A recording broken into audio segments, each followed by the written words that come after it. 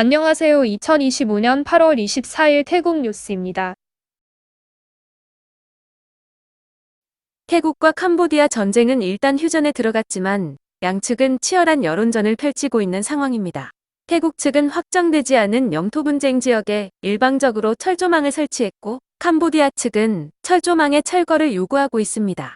일단 피난민들은 대부분 집으로 돌아갔지만 양국부는 국경에 전진 배치된 병력을 그대로 유지하고 있어 언제든 다시 충돌할 가능성이 높은 상황입니다.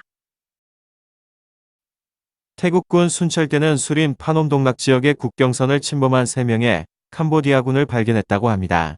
태국군 순찰대가 다가오는 것을 느낀 캄보디아군은 서둘러 철수했는데 캄보디아군이 머물던 장소에서 매설된 지뢰 하나를 발견해 회수했다고 태국군 군당국이 설명했습니다. 기상국은 13호 태풍 카즈키가 태국에 영향을 줄 것이라고 예보하고 있습니다.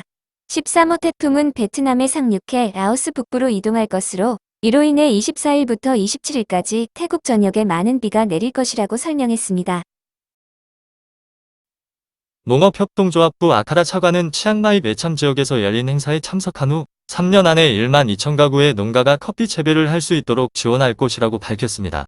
행사에서는 6만 6,900그루 이상의 고품질 아라비카 커피 묘목을 농민들에게 제공했는데 앞으로 커피 재배는 물론 바리스타 교육 및 커피 제품 개발 등 다양한 교육도 실시된다고 합니다. 지난해 태국에서 생산된 커피콩은 14,665톤이었는데 태국의 한 해 커피콩 수요는 96,794톤이라고 합니다. 재난예방대책국은 방콕을 포함한 전국 45개 지방에 돌발홍수와 산사태 경보를 발령했습니다. 특히 북부와 동북부, 동부를 중심으로 많은 비가 내릴 예정인데 이로 인해 짜오프라야 강으로 유입되는 물량이 대폭 증가할 것으로 예상된다고 합니다. 재무부 파오품 차관은 은퇴자들의 노후를 위해 디지털 플랫폼에서의 은퇴 복권 구입이 가능하도록 하겠다고 밝혔습니다. 재무부사나 국가저축기금은 태국의 3대 디지털 플랫폼인 트루머니와 AIS, 쇼피와 협력해 계좌 개설과 은퇴 복권 구입을 손쉽게 할 것이라고 설명하고 있습니다. 나르몬 교육부 장관은 교사들의 부채 문제 해결을 위해 중앙협동조합을 설립해 1,000억 밭을 교사들에게 대출해 줄 것이라고 밝혔습니다. 교사들에 대한 대출 시 첫 해 1년간은 무이자로 이후 4년까지 최대 연리 4%의 이자를 적용해 교사들의 부채 부담을 줄여줄 것이라고 설명했습니다. 재임 시절 한국 언론과의 인터뷰 내용이 형법 112조를 위반했다며 기소된 탁신 전 총리의 재판에서 방콕 라차다 형사법원은 혐의를 기각하는 판결을 내렸습니다. 법원 앞에는 레드셔츠 등 탁신 지지자들이 몰려들었으며 기각 소식이 나오자 탁신 전 총리와 지지자들은 환호성을 질렀다고 합니다. 외국인 근로자들을 상대로 건강진단서가 허위 발급된 사건을 조사한 차이천하 보건부 차관은 해당 의료진과 병원에 대한 처벌이 이루어질 것이라고 밝혔습니다.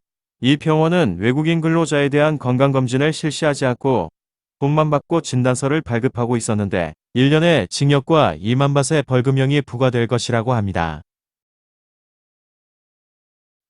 폐차부리 변전소 내에 변압기가 폭발하면서 무양 지역을 비롯한 일대에 대규모 정전이 발생했습니다. 신고를 받은 소방이 출동해 20분 만에 화재를 진압했지만 송전 장비의 훼손이 심각해 복구 작업에는 시일이 걸릴 것이라고 합니다.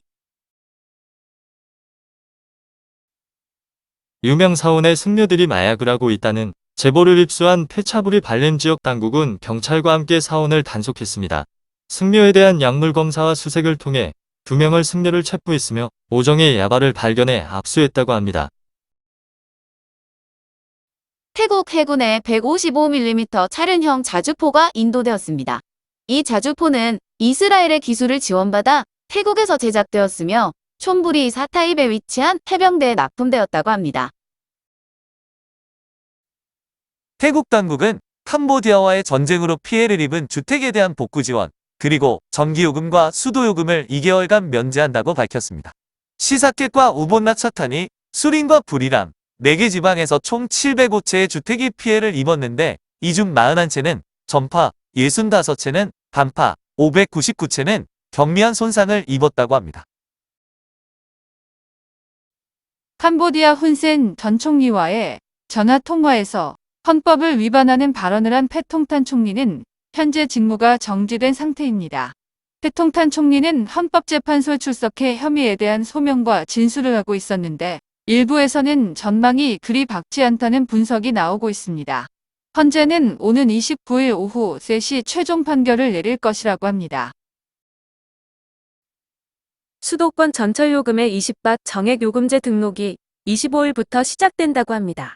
탕낫이라는 앱을 통해 태국 국민만 레비카드나 EMV 카드를 등록할 수 있다고 합니다. 모든 노선을 이용하는데 20밭의 요금만 부과되며 환승 시간은 30분 이내, 동일 노선은 180분으로 제한됩니다. 이 혜택은 태국 주민번호가 있는 태국 국적자만 해당되며 거주하는 외국인이나 여행객은 적용되지 않습니다.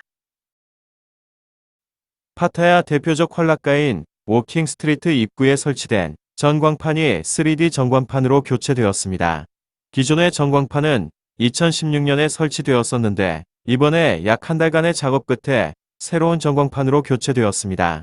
파타야시는 오후 4시부터 새벽 4시까지 해변 도시에 걸맞는 3D 애니메이션 기술을 선보일 것이라고 설명하고 있습니다. 짠타부리 마캄 지역에 건설 중이던 보행자용 육교가 무너지는 일이 있었습니다.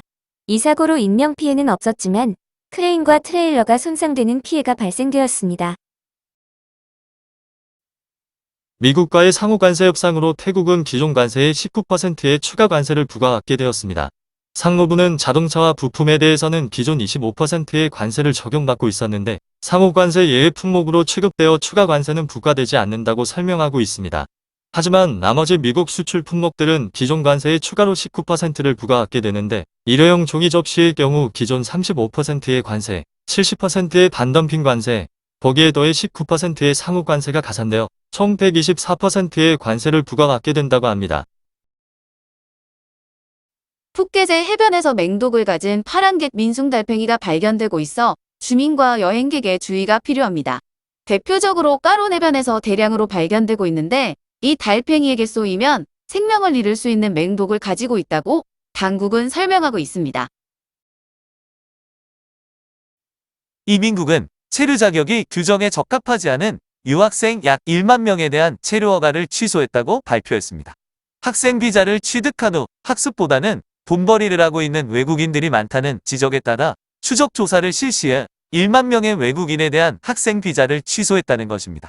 일부 언론에서는 중국과 아프리카 국가의 유학생 비자가 대거 취소되었다고 전하고 있습니다. 중앙수사국은 라인어프를 이용해 사기를 벌인 23세 남성을 나콘바톰 지방에서 체포했습니다. 검거된 남성은 피해자에게 라인어프를 통해 딸이 온라인 사업에서 8만 8천 달러의 수입을 올렸는데 세금을 내야 수익금을 받을 수 있다며 20만 밭을 사치했다고 합니다. 중앙수사국은 성분을 알 수 없는 낙태약을 인터넷으로 판매한 태국인 남녀 7명을 치앙마이에서 체포했습니다. 세 곳의 주택에서는 불법약품 3,138개가 발견되어 압수했습니다. 경찰에 따르면 이 약을 구입해 복용한 한 태국인 여성은 자궁파열과 과다출혈로 쓰러져 병원으로 긴급 이송되어 치료를 받았다고 합니다. 라용 반찬 지역에서는 출동 중인 구급차와 승용차가 추돌하는 사고가 있었습니다. 구급차가 사이렌을 켜고 교차로에 진입했지만 승용차가 속도를 줄이지 않고 진입하며 구급차를 그대로 추돌했고 사고 여파로 오토바이 3대와 유치원생 통학 차량까지 추돌했다고 합니다. 이 사고로 7명이 중경상을 입고 병원으로 이송되었습니다. 21일 오전 9시 58분경 미얀마 남부 해상에서 규모 5.4의 지진이 발생했습니다. 지진의 여파로 방콕의 고층 건물들이 10초간 흔들렸는데 놀란 수천 명의 시민들이 거리로 뛰쳐나오는 소동이 있었습니다. 북부 딱지방에서는 미립국한 미얀마인 32명을 태우고 가던 픽업 트럭 2대가 적발되었습니다. 경찰은 운전자인 태국인 2명도 체포하고 차량을 압수했습니다. 태국 정부는 사기 사건 방지를 위해 휴대전화 심카드 등록 시 얼굴 인증을 이용한 실시간 본인 확인을 의무화했습니다. 현재 안면인식 인증은 은행 어플 등에 활용되고 있는데 앞으로 휴대전화 심카드 개통 시에도 안면인식을 통한 인증과 신분증 또는 여권이 필요하다고 설명하고 있습니다. 미슐랭 원스타 식당인 제이파이가 벌금 처분을 부과받았습니다. 유명 인플루언서가 메뉴판에 1,500바트짜리 게살 오믈렛을 주문했는데 식사 후 4,000바트를 청구해 논란이 일었었습니다. 식당 측은 특별한 게살을 사용했다든지 VIP를 위한 특별 요리라는 황당한 해명을 내놨는데 결국 상무부로부터 벌금을 부과받았다고 합니다. 노동부가 호텔 종업원의 최저임금을 하루 400바트로 인상하자 대국호텔협회가 행정법원에 제소를 준비하고 있다고 합니다.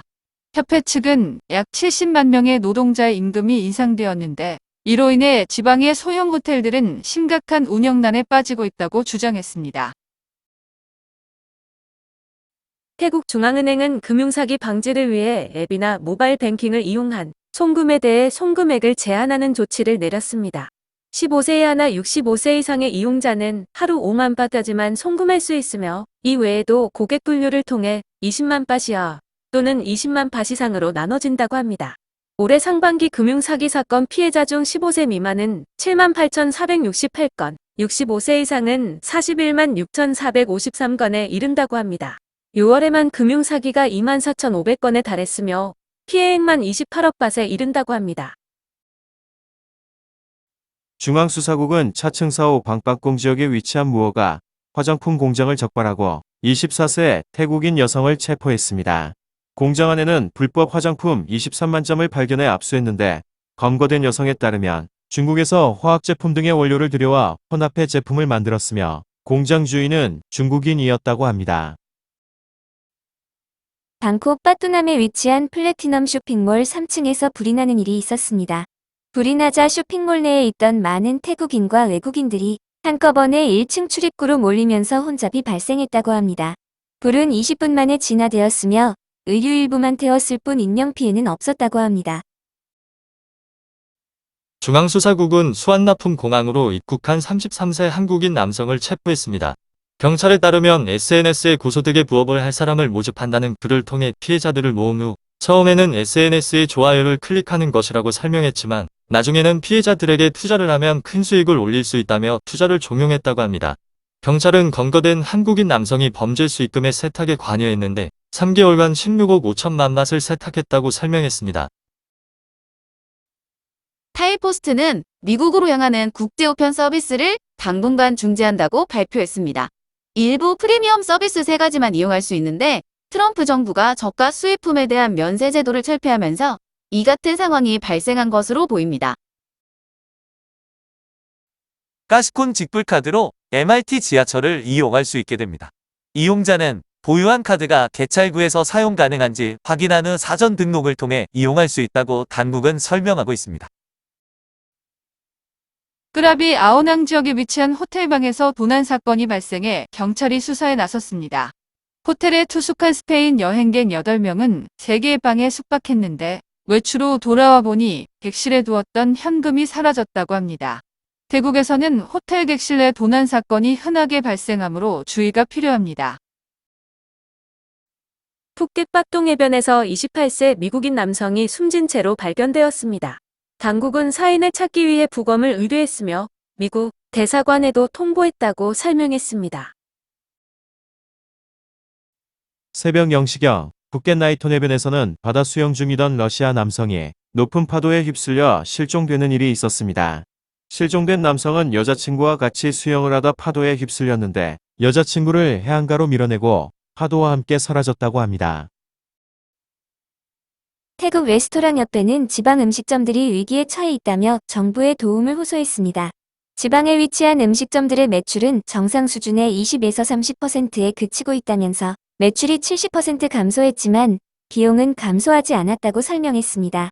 특히 2개월 안에 구매력이나 매출이 빠르게 회복되지 않는다면 성수기를 앞두고 문을 닫아야 하는 식당들이 발생할 것이라고 주장했습니다.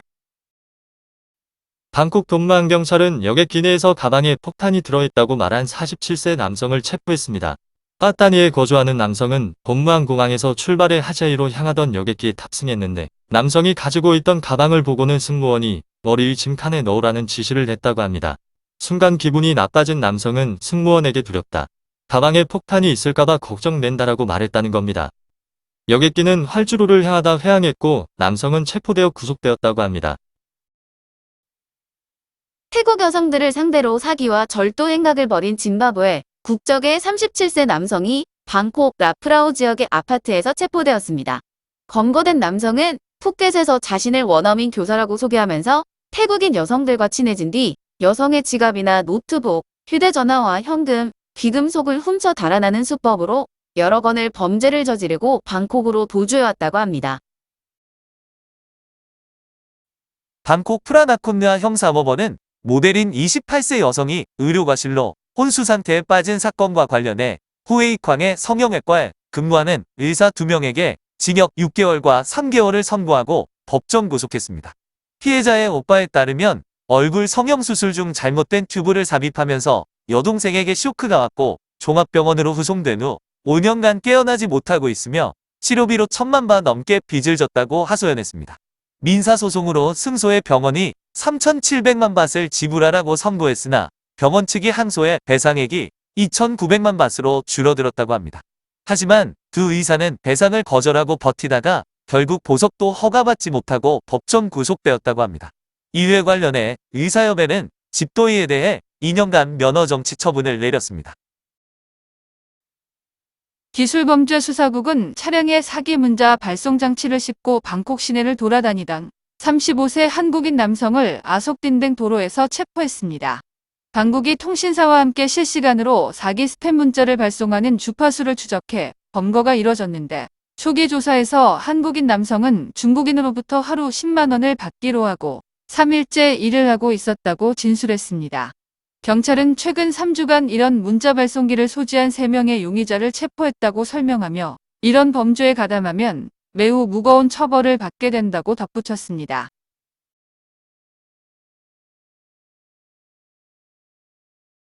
오늘도 시청해주셔서 감사합니다.